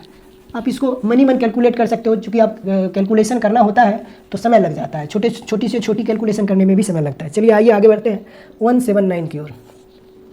कहा 2001 में चीनी का उत्पादन 1584 मिलियन किलो था, ठीक है, जो कि 1991 से 20% अधिक था। 1991 में चीनी का उत्पादन मिलियन किलो में कितना होगा, ये आपको पता करना है। 2001 में जो उत्पादन था वह 1584 मिलियन था, 1584 मिलियन किलो था, जो कि 1991 से 20% अधिक था। यानी कि जो 2001 में चीनी का उत्पादन हो रहा है वह 1991 से 20% अधिक हो रहा है, यानी कि 1991 से 20% अधिक हो रहा है। तो देखिए 20% अधिक कहने का मतलब क्या होता है, 20% की फ्रैक्शन वैल्यू 1/5 अधिक बोला है तो 6/5 होता है। यानी कि अगर 2001 में इतना मिलियन केजी उत्पादन हो रहा है तो 1991 में इतना केजी मिलियन उत्पादन होगा। ये 2001 का उत्पादन है और ये 1991 का उत्पादन है। सवाल में कहा है कि 1991 में जो 2001 में जो उत्पादन हो रहा है वह 1991 से 20% अधिक हो रहा है। 2001 में जो उत्पादन हो रहा है वह 1584 मिलियन किलो है, मिलियन केजी है। कितना है, मिलियन केजी है, मिलियन केजी है। लेकिन 1991 में जो उत्पादन है, ये जो 1584 मिलियन केजी उत्पादन है 2001 में, ये 1991 से कितना अधिक है, 20% अधिक है। ये जो 2001 में उत्पादन हो रहा है 1584 मिलियन केजी, वह 1991 से 20% अधिक है। यानी कि अगर 1991 में 5 मिलियन केजी उत्पादन होगा तो 2001 में 6 मिलियन केजी उत्पादन होगा। अब सवाल में कहा है कि सॉरी मैंने यहाँ पे क्या बोला था, 2006 बोला था क्या? 1991 में अगर 5 मिलियन केजी उत्पादन होगा तो 2001 में 6 मिलियन केजी उत्पादन होगा। अब सवाल में दिया गया है कि 2001 में कुल मिलाकर 1584 मिलियन केजी उत्पादन हो रहा है। मतलब 6 की वैल्यू अगर 1584 मिलियन केजी के बराबर है, अगर 6 की वैल्यू 1584 के बराबर है तो 5 की वैल्यू आपको निकालना है। तो चलिए इसको हम सॉल्व करते हैं। अगर 6 यूनिट की वैल्यू 1584 के बराबर है तो 5 की वैल्यू क्या होगा? तो 1 यूनिट की वैल्यू सबसे पहले निकाल दीजिए। 1 यूनिट की वैल्यू कितना होगा? 6 से अगर आप इसको काटोगे, यहाँ रेशियो में लगा देता हूँ, अनुपात 6 का मान अगर 1584 के बराबर है तो अनुपात 5 की वैल्यू अपने को चाहिए। तो 6 से अगर इसको काटोगे तो 6 दूना 12 होता है, शेष आपको मिल जाएगा कितना? 3 और 8 हो जाएगा 38, फिर 6 छक 36 हो जाएगा, शेष आपको 2 मिलेगा तो 6 चौक 24 हो जाएगा। 1 यूनिट की वैल्यू, अगर 1 यूनिट की वैल्यू 264 है तो 5 यूनिट की वैल्यू कितना हो जाएगा? 264 गुने 5, यही हो जाएगा। 5 से इसको मल्टीप्लाई करोगे तो देखिए 1000 तो बनेगा, इसमें कोई दिक्कत नहीं है। अब यहाँ पे 64 में जब 5 से मल्टीप्लाई करोगे तो 300 से ज़्यादा होगा। तो देखिए आपका उत्तर जो होने वाला है वह 1300 से थोड़ा सा ज़्यादा होगा। तो देख लीजिए कौन सा ऑप्शन है 1300 से थोड़ा सा ज़्यादा, एक ही ऑप्शन है, ऑप्शन नंबर डी। यानी कि 1991 का जो उत्पादन था वह 1320 मिलियन केजी का था, 1320 मिलियन केजी का था। और ये सवाल का उत्तर कुछ था ही नहीं। यानी 6 यूनिट की वैल्यू अगर 1584 है तो 5 यूनिट की वैल्यू क्या होगा? बस भाषा जो दिया गया है उसमें कई बार हम लोग फंस जाते हैं। चलिए आगे बढ़ते हैं। कहा है 180 में कहा है कि एक दवा पर्यवेक्षक 0.05% दवाओं को दोषपूर्ण दवाओं के रूप में खारिज कर देता है। यानी कि खारिज होने वाले दवाओं का जो प्रतिशत है वह 0.05% है। यानी कि क्वेश्चन नंबर 180 को देखिएगा, 0.05% दवा जो है वह खारिज हो जाता है, इतना प्रतिशत दवा जो है वह खारिज हो जाता है। आगे सवाल में कहा है कि अगर 4 दवाओं को खारिज करने के लिए, यानी अगर 4 दवाओं को खारिज करना है तो उसके लिए उसे कुल कितनी दवाओं की जांच करनी होगी आपको पता करना है। देखिए कुल इतना प्रतिशत दवा को खारिज कर दिया जाता है, लेकिन दवा को वास्तव में कुल कितना दवा को खारिज करना है? 4 दवा को। इतना प्रतिशत दवा को खारिज कर दिया जाता है और खारिज होने वाले दवाओं की कुल संख्या जो है वह 4 है। ये भी खारिज होने वाले दवाओं की कुल संख्या और ये भी खारिज होने वाले दवाओं की कुल संख्या है, तो आपस में बराबर होगा। यानी कि 0.05% का मान अगर 4 के बराबर है तो कुल दवाओं की संख्या कितनी होगी? यानी कि कुल कितनी दवाओं को जांच करना होगा ताकि 4 दवाओं को खारिज किया जा सके। यानी आप कह सकते हो कि 0.05% की वैल्यू अगर 4 के बराबर है तो 100% की वैल्यू कितना होगा ये आपको कैलकुलेट करना है। चलिए सॉल्व करते हैं। परसेंट हटाइएगा और इसको अब जब हटाइएगा तो नीचे तो चुपचाप आपको 4 जीरो लगाना होगा, ठीक है।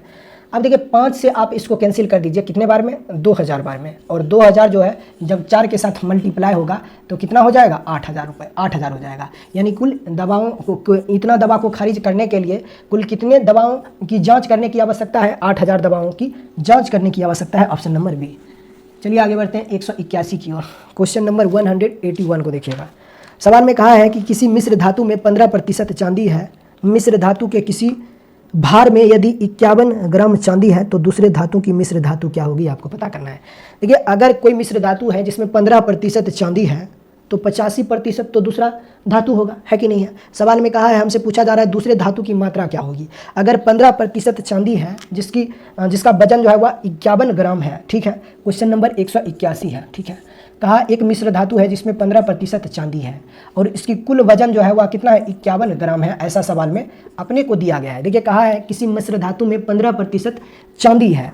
मिश्र धातु के किसी भार में यदि 51 ग्राम चांदी है, मतलब हम कह सकते हैं कि इस 15% का मान जो है वह 51 ग्राम के बराबर है। अब एक बात बताइए, कोई भी मिश्र धातु जो होगा वह 100% का होगा, इतना बात अपने को पता है।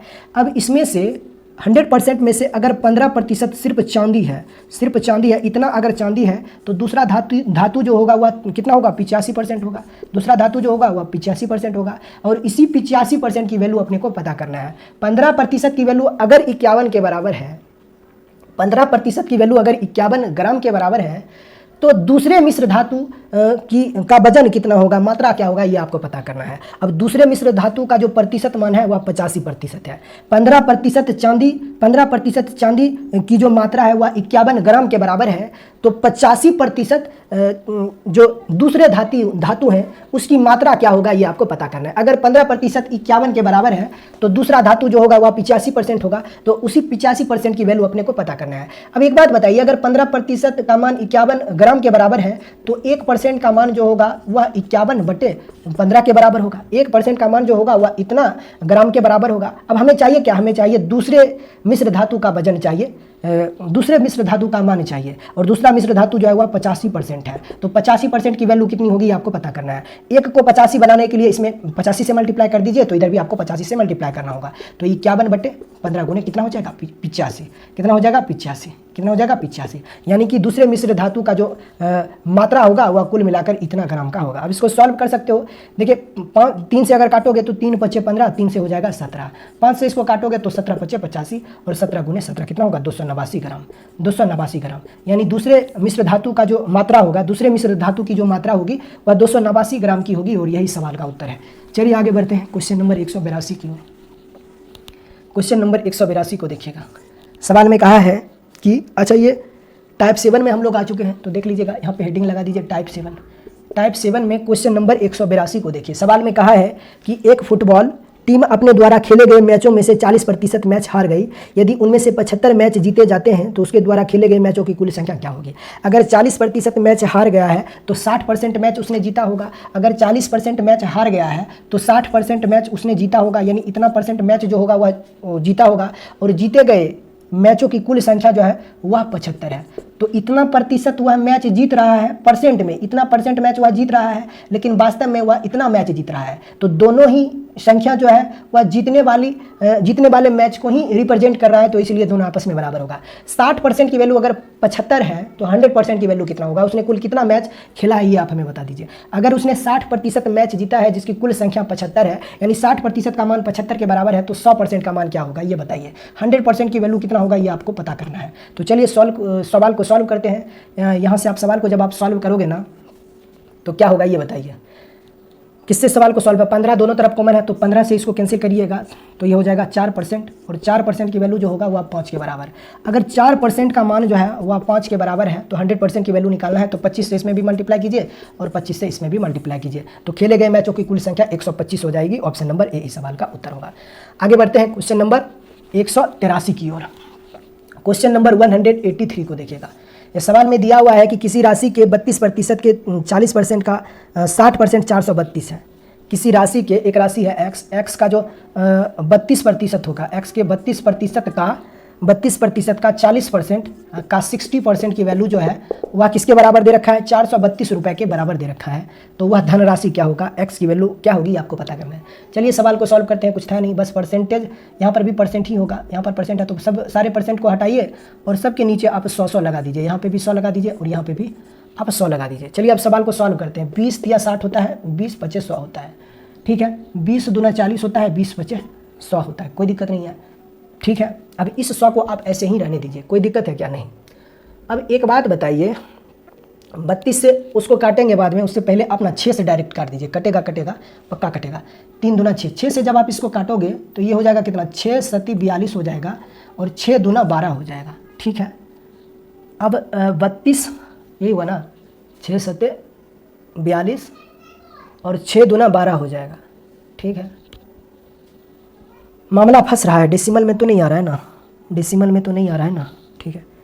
इस सवाल को हमें सॉल्व करना है। देखिए कुछ नहीं है, बस x का 32% निकालना है, अगेन इसका 40% कैलकुलेट करना है, फिर अगेन इसका 60% कैलकुलेट करना है, और ये जो वैल्यू है वह 432 के इक्वल दे रखा है, तो x की वैल्यू आपको चाहिए। अच्छा, जब x की वैल्यू आप निकालोगे ना तो कितना निकल के आएगा ये बताइए। सारे ऑप्शन दे रखे हैं आपके पास, चलिए मैं इसको सॉल्व करके बताता हूँ आपको। परसेंटेज से नीचे आ जाएगा 00, 100 होगा, यहाँ पर भी परसेंट से नीचे आ जाएगा 100 और यहाँ पर भी परसेंट हटाइए और नीचे हो जाएगा 100, ठीक है।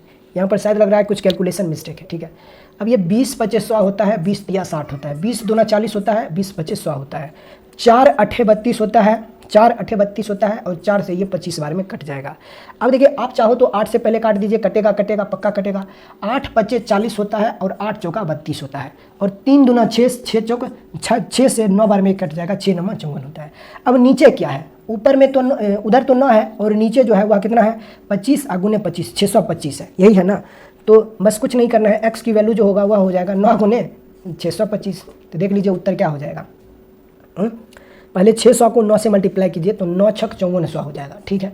5400 हो जाएगा, 9 छक 5400 हो जाएगा, 9 छक 5400 हो जाएगा, प्लस इस 25 को 9 से मल्टीप्लाई करोगे तो 25 नंबर 225 होता है, 225 होता है। तो आपका उत्तर हो जाएगा 5625 यानी x की वैल्यू 5625 होगा, option number A.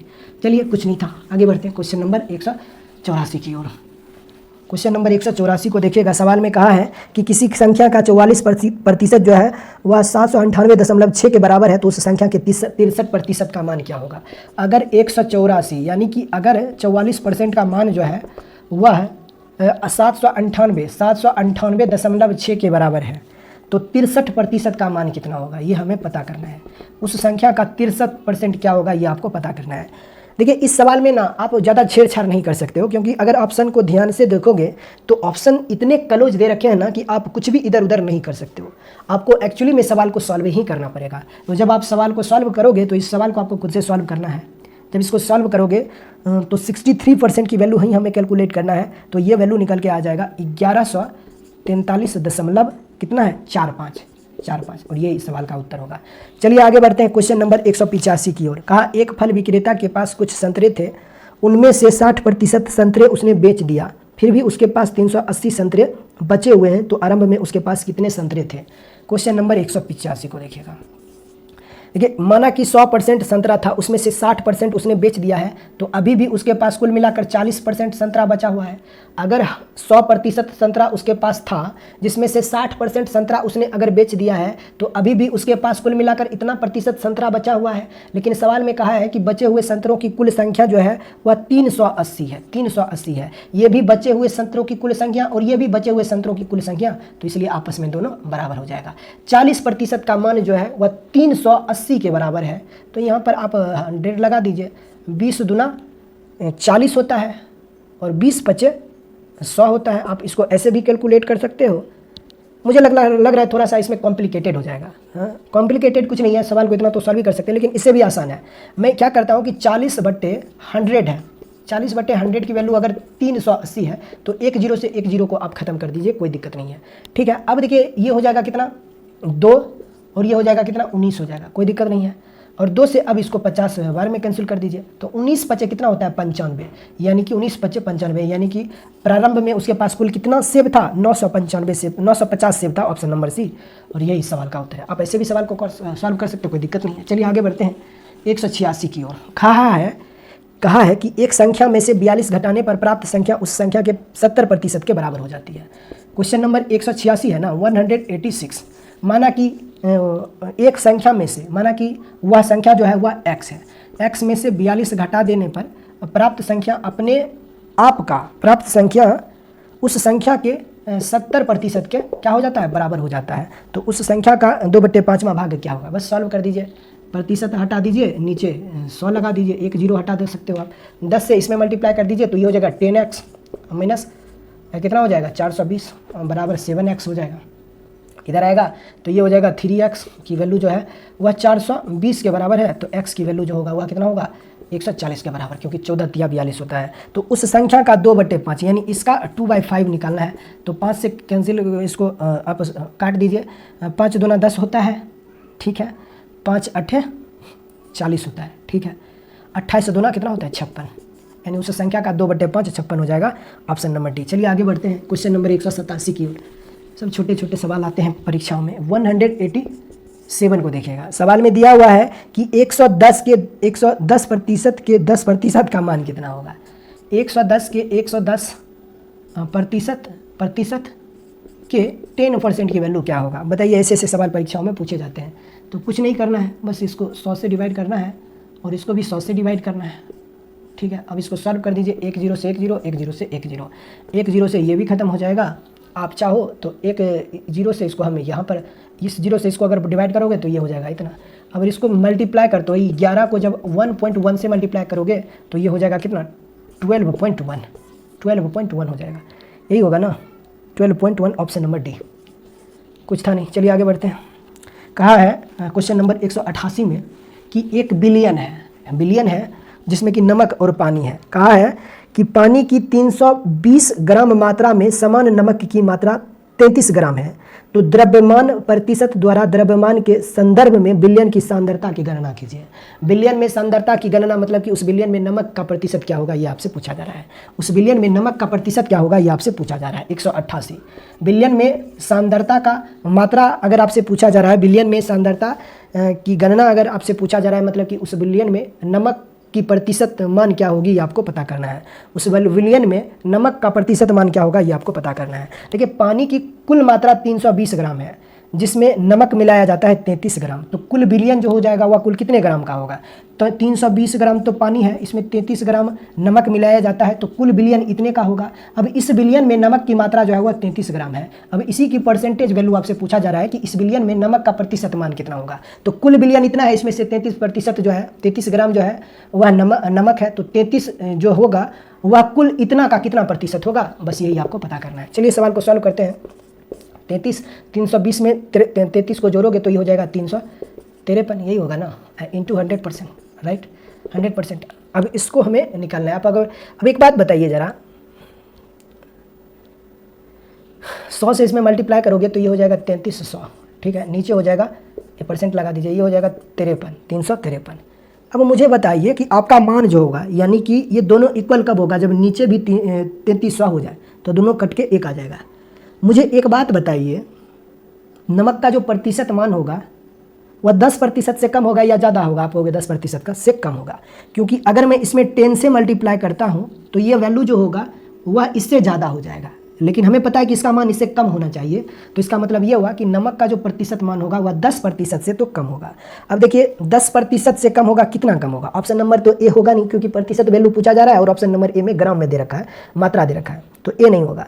Option number B और सी में से कोई एक हमारा उत्तर होगा, ऑप्शन नंबर डी हो नहीं सकता है। बाकी इसको चेक कर लीजिए। चेक जब करोगे ना तो आप सोचिए 9 से अगर इसको मल्टीप्लाई करना है तो 9 से मल्टीप्लाई करोगे तो ये कितना हो जाएगा। 9 से अगर इसको मल्टीप्लाई करोगे तो ये कितना बार में कितना हो जाएगा, 9 तिया 27 हो जाएगा, 2 9 पचे 45, 2 47 का 7, बाकी 4, 9 तिया 27 से 4 हो जाएगा 31, यानी 3177 हो जाएगा। यानी ये 3200 से कितना कम है, 23 कम है। 3200 से ये 23 कम है और ये 3300 है, यानी कि 133, यानी कि 123 जो है वह 123 जो है वह बचा हुआ है, ठीक है।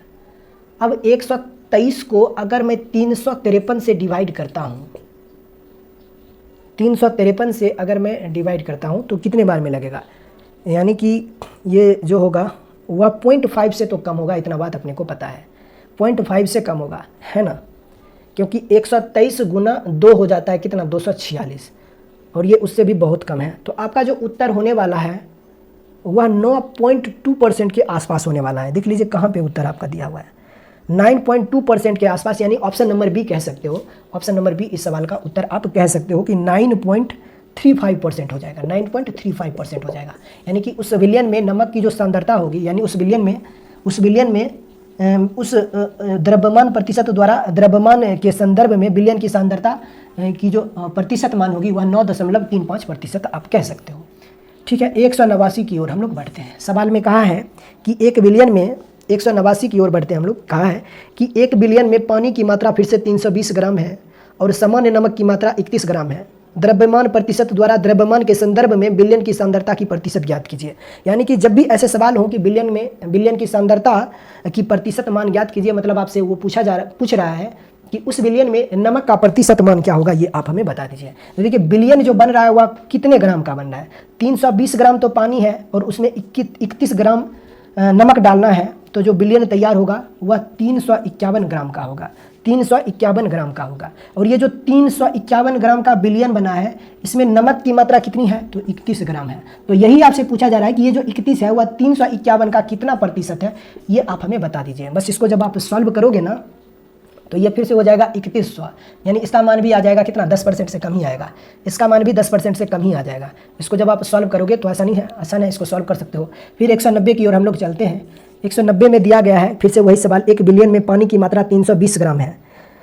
जिसमें सामान्य नमक की मात्रा 45 ग्राम है, तो द्रव्यमान प्रतिशत द्वारा द्रव्यमान के संदर्भ में बिलियन की सांद्रता की गणना कीजिए, मतलब कि नमक की मात्रा, उस बिलियन में नमक की मात्रा क्या होगी। तो कुल बिलियन जो हो रहा है वह कितने का हो रहा है, 320 ग्राम जो है वह पानी है और 45 ग्राम नमक है, तो कुल बिलियन जो हो जाएगा वह 365 ग्राम का हो जाएगा, 365 ग्राम का हो जाएगा, जिसमें से नमक की मात्रा जो है वह 45 है। अब यही पूछा जा रहा है आपसे कि 45 जो है वह 365 का कितना प्रतिशत है, ये आप हमें बता दीजिए। तो इस तरीके से आप सवाल को सॉल्व कर दीजिए। फिर से क्वेश्चन नंबर 191 में भी यही सवाल है, क्वेश्चन नंबर 191 में भी वही सवाल है, तो इसको आप खुद से सॉल्व कीजिए। 192 में भी वही सवाल है, डायरेक्ट आपसे पूछ ही रहा है कि नमक की मात्रा का प्रतिशत कितना होगा। एक घोल में 8% नमक है। अच्छा, ये सवाल थोड़ा सा हट गया है, ये आपको पता करना है, बहुत आसान सवाल है, ठीक है। कोई बिलियन तैयार होता है तो उसमें नमक और पानी दोनों होता है, ठीक है। कहा है कि 8% एक बिलियन है जिसमें 8% नमक है, और उस बिलियन का जो कुल आयतन है, उसका जो आयतन है वह 550 ml का है, ठीक है। तो इसमें नमक की मात्रा कितनी होगी, ठीक है, नमक की मात्रा कितनी होगी। तो आयतन जो है वह 100% की वैल्यू, यदि घोल का कुल आयतन अगर 550 ml है, मतलब हम कह सकते हैं कि अगर 100% की वैल्यू अगर 350 ml है, 550 ml है, अगर इतना ml है जिसमें से 8% नमक है, तो 8% की वैल्यू जो होगा वह कितना होगा, ये आप हमें बता दीजिए, ठीक है। एक बात बताइए, अगर मैं 10% की वैल्यू निकालना चाहता हूं तो 10 से इसको भी डिवाइड करोगे और 10 से इसको भी डिवाइड करोगे, तो आपको पता चलेगा कि 10% की वैल्यू जो होगा वह 55 ml के बराबर हो जाएगा, 55 ml के बराबर हो जाएगा। यानी कि 10% की वैल्यू जो होगा वह 55 ml के बराबर होगा। लेकिन अपने को चाहिए 8% की वैल्यू, तो 8% की वैल्यू जो होगा वह 55 से तो कम हो जाएगा, ये बात तो फिक्स है, ये बात तो फिक्स है, ठीक है। 55 से तो कम हो जाएगा। आप चाहो तो 1% की वैल्यू आप कैलकुलेट कर सकते हो, 1% की वैल्यू जो होगा वह 5.5 ml हो जाएगा। 1% की अगर 100% इतना है तो 1% की वैल्यू जो होगा वह 5.5 ml हो जाएगा, 5.5 ml हो जाएगा। तो 8% की वैल्यू जो होगा वह कितना हो जाएगा, 8 से मल्टीप्लाई करोगे तो ये हो जाएगा 8 × 40 के 0, बाकी 4, फिर 8 × 40, 40 4 कितना होता है 44। यानी हम कह सकते हैं कि 8% की वैल्यू जो होगी वह कितना हो जाएगा, 44 ml के बराबर हो जाएगा। यानी कि नमक की जो मात्रा है वह 44 ml है। चलिए आगे बढ़ते हैं क्वेश्चन नंबर 193 की ओर। सवाल में कहा है कि 250 ग्राम का ऐसा बिलियन जिसमें ग्लूकोज की मात्रा 5% है, 5% हो, तैयार करने के लिए आवश्यक ग्लूकोज की मात्रा कितना होगा। 250 ग्राम का ऐसा बिलियन जिसमें ग्लूकोज की मात्रा 5% हो, इसको तैयार करने के लिए आवश्यक ग्लूकोज की मात्रा कितना होगा, ठीक है। यानी कि हम कह सकते हैं अगर 100% का मान 250 ग्राम है तो 5% का मान कितना होगा, क्योंकि 5% ही ग्लूकोज मिक्स करना है 193 में। अगर 100% की वैल्यू, अगर 100% की वैल्यू 250 ग्राम है, ठीक है, तो हमें निकालना है 5% की वैल्यू, 5% की वैल्यू निकालना है, क्योंकि 5% ही ग्लूकोज है उस विलियन में। तो 5% की वैल्यू अगर आपको चाहिए तो 20 से इसको डिवाइड कर दीजिए, फिर इसको भी 20 से डिवाइड करना होगा तो ये 0 हो जाएगा और ये 12.5 हो जाएगा। तो 5% की वैल्यू आपको मिल जाएगा कितना, 12.5 ग्राम, 12.5 ग्राम, इतना ग्राम ग्लूकोज रखना पड़ेगा उसमें, 12.5 ग्राम, यानी option number B, option number B इस सवाल का उत्तर है। तो दोस्तों इस सेशन में हम लोगों ने टाइप 6 और टाइप 7 दोनों को सॉल्व किया है। अब जो नेक्स्ट सेशन होगा वहाँ पर हमारा प्रयास ये होगा कि कंप्लीट परसेंटेज को ख़त्म किया जाए, यानी कि पूरे परसेंटेज को हम लोग नेक्स्ट सेशन में सॉल्व करेंगे और उसके बाद हम लोग प्रॉफिट एंड लॉस की ओर बढ़ेंगे। देखिए मेंसुरेशन पे भी हम लोग काम कर रहे हैं, तो मेंसुरेशन की वीडियो कभी भी आपको देखने को मिल सकता है। चलिए आगे बढ़ते हैं।